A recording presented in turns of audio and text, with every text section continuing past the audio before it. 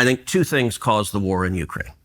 Number one, I think Biden's incredible weakness and the disastrous withdrawal from Afghanistan. Now, I believe we need to leave Afghanistan, but not with the incompetence that led to 13 servicemen and women being murdered by terrorists there. The way Biden did that was disastrous, and I think our enemies looked to the commander-in-chief and said, this president is weak. And when that withdrawal was so disastrous, I said publicly at the time, the chances of Putin invading Ukraine have just risen tenfold. Right.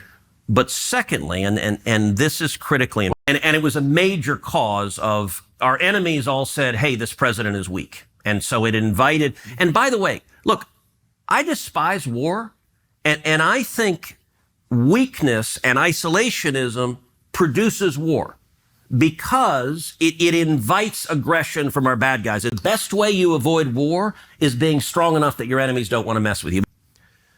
Look, Putin didn't wake up 2 years ago and decided he wanted to invade Ukraine. He's wanted to invade Ukraine for decades.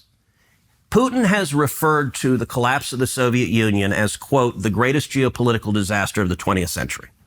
And Putin has long been explicit. His desire is to reassemble the old Soviet Union and, in fact, reassemble the Russian Empire that was even bigger than that. If you want to reassemble the Soviet Union, the natural place to start is Ukraine. He has wanted to invade Ukraine a long time. And he's done it before. In 2014, he invaded Ukraine, invaded Crimea. When Barack Obama was president, he invaded the southern portion. He did not invade the rest of the country.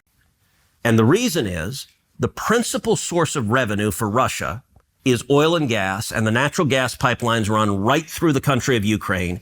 And he didn't want to jeopardize his ability to get gas to Europe. So in 2015, Putin started a project called Nord Stream 2.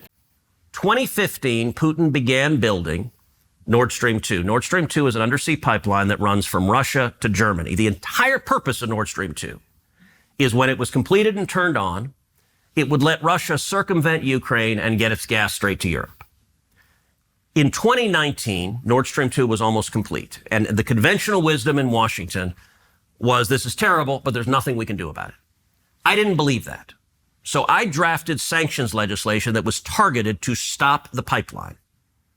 My legislation passed the Senate with overwhelming bipartisan support. It passed the House, and Donald Trump signed it into law because it empowers Russia. And I believe in making our enemies weaker and our friends stronger. I'm focused on America's interest. I don't want Russia stronger because I believe Russia is our enemy. But I want our enemies weaker.